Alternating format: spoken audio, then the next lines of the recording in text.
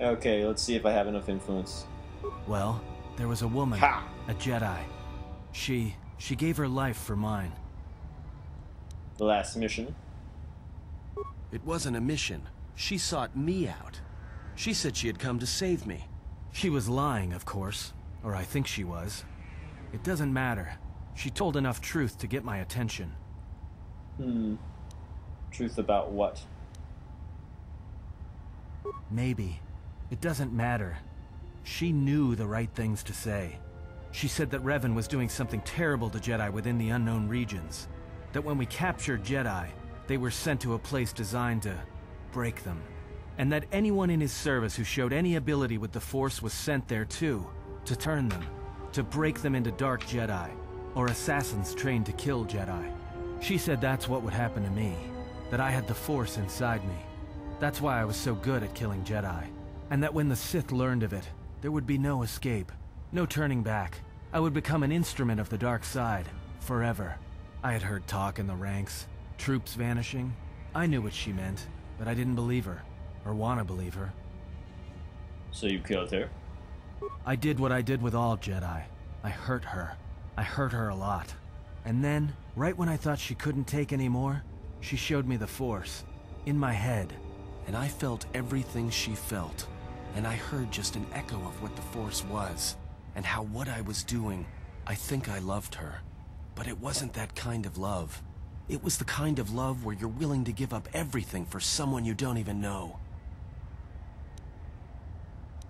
Jedi lies. I killed her for crawling in my head, for showing me that. But before she opened her mind to mine, my only thought was that I would love to kill her. And at the end, I killed her because I loved her. Kind of a paradox, but you were right to kill her. In the end, she sacrificed herself to keep my secret, to prevent the Sith from knowing about that touch of the Force inside me. She wasted her life to save me. Me. And I felt her die, when she opened her mind. I've killed Jedi, like I said, but I was never there to feel it, to be on the receiving end. And after that, I couldn't stop feeling things. Before, guilt, lust, impatience. It had been orchestrated to get close. Now it all just kept tumbling out, and I couldn't keep doing what I was doing. So I left. I fled with the displaced war veterans to Nar Shaddaa. I lost myself there, until the war came to an end. I wanted no more of Jedi, or Dark Jedi, or the Force. I just wanted to be left alone. And then, I met you on Paragus. And I thought maybe she had saved me so that I could help you. And if I can't, then I have to try. Then she lied to you. That is what a Jedi does. It didn't feel that way, though. It was different. She caused you to turn from the Sith. Let's see. She saw a threat, she had to deal with it, that is all. There was no concern for your actions, only for the Jedi. But what she said, if I had remained, they would have turned me into something else. Jedi let public soldiers die. The Mandalorians refused to help because of the vaunted Jedi code, which claims to respect life.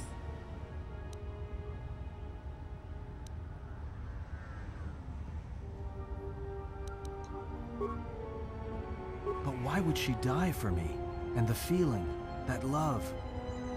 She didn't die for you, she died to help defeat Revan and to help Jedi. You're right.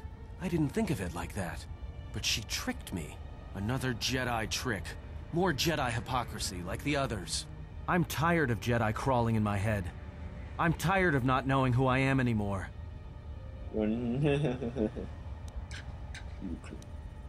Then follow me, together we can kill the Jedi and all who oppose us. I will follow you, to hell and back.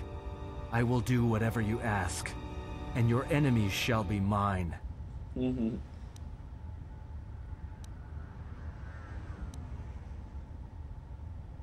Once, I was shown the Force. I heard it. I felt it. And it was used to weaken me. I know that turning away from it was her plan for me. And I will not walk that path any longer. I want to learn how to use the Force, as I was meant to.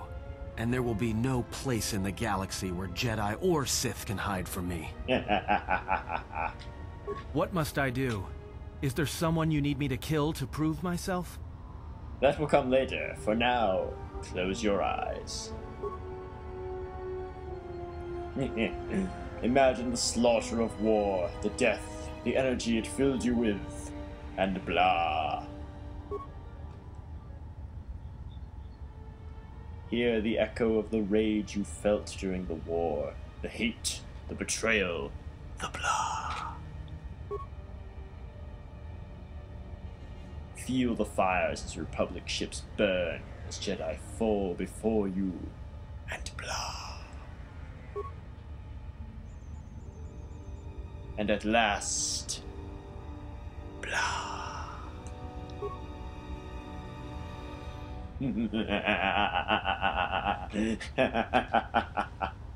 Dark Jedi Sentinel.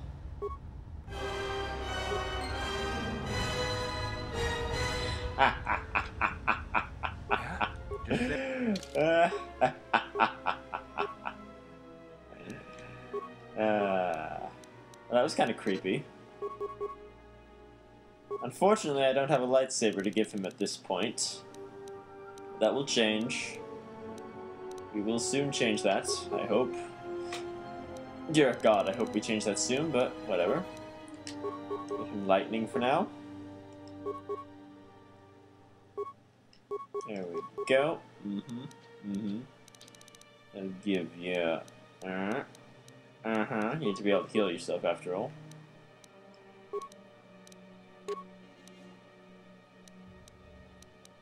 Yes. Yes. Say the word. My new apprentice. You stand over there. Vader. Vader, come to me. Your turn to be corrupted. General, need something? Sorry, guess I can't get my head out of the past. Oh yeah, you gotta talk to him for a little bit then. I moved around for a couple years. Working as a starship mechanic got me from place to place. I wasn't ready to settle down after the war. Then you understand my restlessness. Though the war had ended, I couldn't find peace in anything. As long as I kept moving, I didn't have to think about what happened. Know what I mean? Yep. I'm sure you do. I decided I'd do something constructive. I wanted to design planetary shields. I found out that Telos was going to be the flagship project for the Republic. But Zez-Kai ruined everything. Good to have you around. It's good to be something else I can help you with. Let's see, to lose your arm. I got tired of it. Kept dropping my hydro spanner. Figured I'd get a new one. We have to talk to him about all this before he'll open up the Jedi conversation. I was only kidding. But at least it gave me something to do, right? Something else I can help you with. Remote. That old thing? I built him when I was a kid. Hey, just kidding. I'm happy to have you around.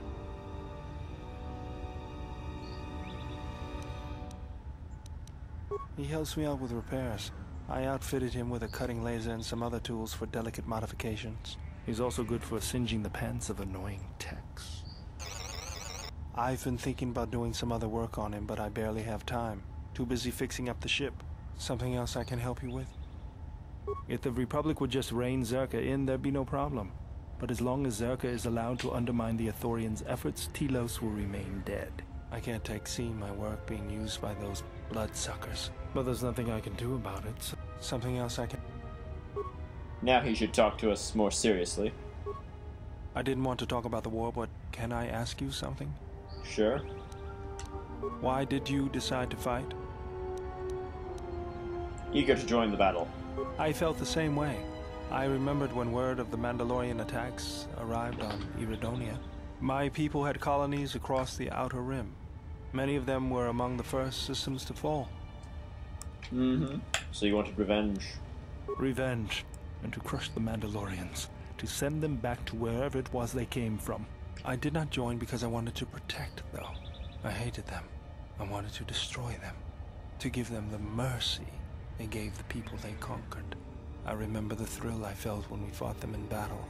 Victories were rare, but we celebrated every Mandalorian's death. Do you know how it felt? Yes, yes, yes. It's always on my mind now. That loss of control blinded me, turned me into a weapon. I just needed to get that off my chest. Was there something you wanted me for? Nope. More conversation. You know, I'm glad I found you again, General. Why is that? We were together at Malachor. I don't know if anyone else could understand. Mm-hmm. Getting philosophical on me? I'm here because you found me on Telos and I decided to come along for the ride. Not that I had much choice after we got going. Mm-hmm. Tired of me already? I was frustrated. Watching the Ithorians getting pushed around by Zerka, I thought I could make a difference, but it was taken away from me. Guess if one planet was good enough for me, why not the galaxy? Yes. You just have to know what the circuits look like. All wires and switches to you.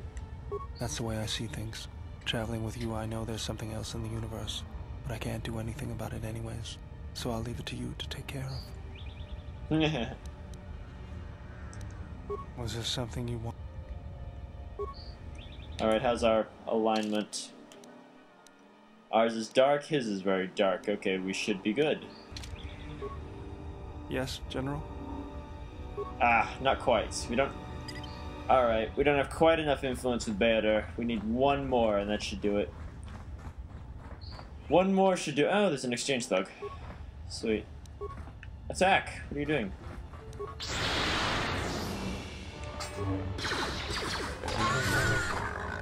Alright.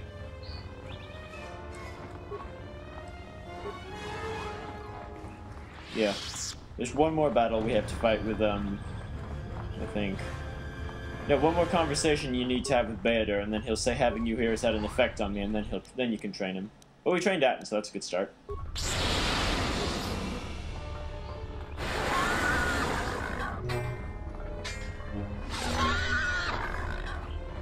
Alright. Anything good in here? And here, ya know. It's not good now, don't ya know? Alright. Alright. Alright. Die. Piggies. Die. Everyone down! This won't take long.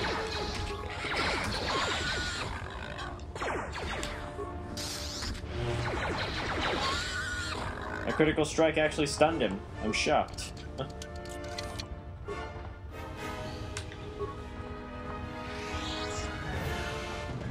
And that's that. Alright, I've been going for about 2 hours now. I think I'll leave it here for the moment. When I return, I will resume Nar Shaddaa. We will conclude it. We trained Atten. It's a good session. We trained Atten, got plenty of influence. One more influence opportunity and we'll be able to train Baeder. Trying to think where I can get that on Nar Shaddaa. That's done. Okay, we probably won't be able to train Baeder on Nar Shaddaa now I think on it. We'll probably have to train him later. Atten's trained, Handmaiden's on her way, Visas is already a Jedi. We're not going to get Mira in this playthrough because we get someone else. Because we're dark-sided. And we should be able to get the Red Eclipse side quest. Exchange is dealt with. We have the lightsaber. We did Vogus Horde. It's a good session, actually. Now we just need to finish Nar Shaddaa next time. So, until then.